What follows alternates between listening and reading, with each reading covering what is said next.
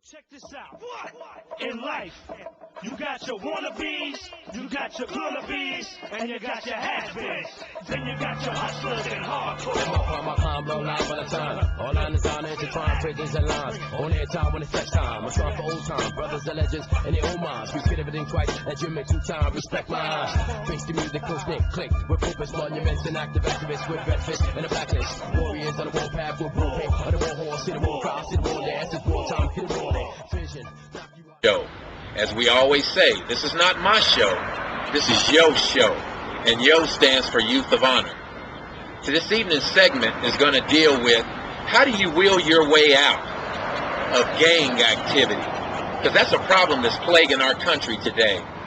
And what better way to figure this out than let's get some insight from someone that has firsthand experience. I'd like to introduce you my guest tonight, which is Michael Asberry. And Michael has a story to tell because he has firsthand experience of involvement in gang activity. First of all, Mike, thank you so much for granting us this interview. How you doing? Doing pretty good. Tell us, Mike, set the stage. What is your experience with gang activity? Speak it up loud for us, Mike. My experience is starting two gangs in Denver, Colorado. Two biggest gangs in Denver. What was the name of those gangs? Rolling 35th, Trey Junction. So you actually started those gangs? Local. How young were you, Mike, when you got involved with gang activity? 12. Now, Mike's 11 or 12 years old. Now, keep that in mind. Now, Mike, how does one get involved in gang activity? Why did you join? Well, I joined, like I said, I stayed in the project, so I used to already fight a lot. You know what I'm saying? So, by me fighting a lot and then running into other fighters, you know what I'm saying? We formed a little alliance, you know what I'm saying? Whoever was the toughest ran everything. The main dude that, takes some punches and get and knock dudes out, so, on the streets, that's something where people respect, so that's how they start. And then from that, you just decided you're going to start a gang and just take on a gang out down here in Denver? Yeah, I want to make it, so everybody will know that, Denver, it's a force that you have to recognize and you have to deal with. And at the time, I was a negative person, you know what I'm saying? But it was something that I was building against whatever wanted to come against me and my family. All right, so we're talking about willing our way out. So first of all, in order for us to understand willing our way out, we got to understand how you get involved in the first place. A lot of parents I speak to, Mike, they put the blame on themselves. They ask themselves, where did they go wrong? So I'm going to ask you a tough question right here, Mike. Where did your parents go wrong? Well, when you got young black parents or whatever, my mom was young. She had my brother when she was like 15. So to me, that's where she messed up, having a baby when she was younger. And then having three more, which she had four altogether. I'm the youngest. And I think my mom was wrong as I was coming up because she was always at work. She didn't have really enough time to nurture and be there. So her absence, the streets was there.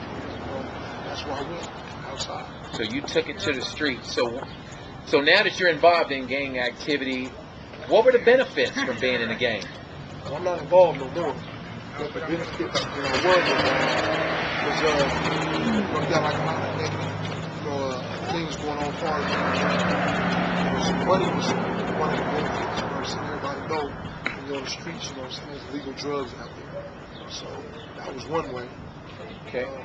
Everything seems to have a benefit on one side, always has disadvantages on the other side. What was the disadvantage of being in the gang, Mike? The police always mess with you. Friends get killed.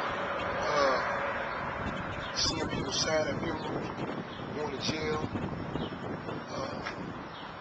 Just the whole criminal element really was a disadvantage. So you got to experience a close friend die at a very young age. How old were you when you first witnessed death, Mike? 12. You were 12 years old and you witnessed someone get killed? Well, I didn't see him get killed. It was another one of my young friends. At the time, he was like 13. But he had got killed by some guys that we wouldn't get along with. They killed him in the alley.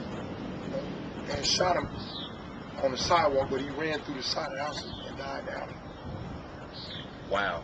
Mike, what you're sharing with us is Actually, it's a scary tale because it's so real that so many of today's youth out there are feeling like if they're in a broken home situation, as you're hearing it from Mike, you turn into the streets to join gang activity. So Mike, they're in, and a lot of times these youth feel like once they're in, they're stuck. Like it's an unwritten rule that once you in, you cannot will your way out. Is that true, Mike? That's a lie.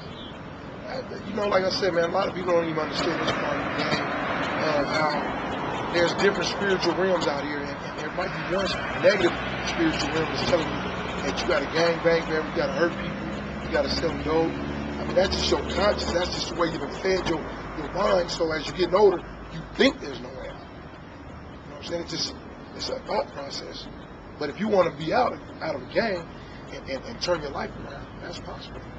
Because you're telling us right here on this television program here that you have willed yourself out of gang activity. Yes. How did you do it? Because I want you to be able to coach and inspire our youth, Mike. How did you do that? In life, you got your wannabes, you got your gonna-bees, and you got your has-beens. Then you got your hustlers and hardcore.